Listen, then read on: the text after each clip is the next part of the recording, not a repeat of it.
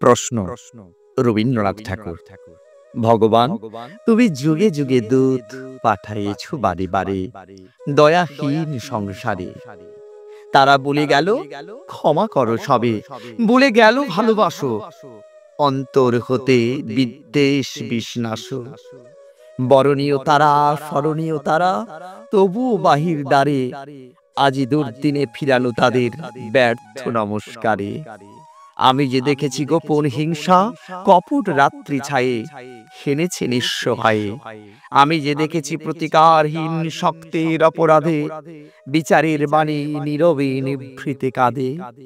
আমি যে দেখিনু তরুণ বালক উন্মাদ হয়ে ছুটে, কি যন্ত্রণায় মরেছে পাথরে নিষ্ফল মাথা কুটে।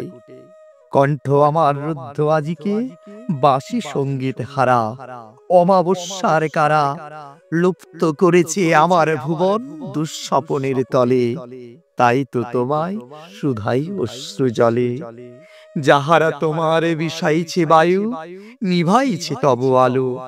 তুমি কি তাদের ক্ষমা করিয়াছ? তুমি কি বেসেছ ভালো?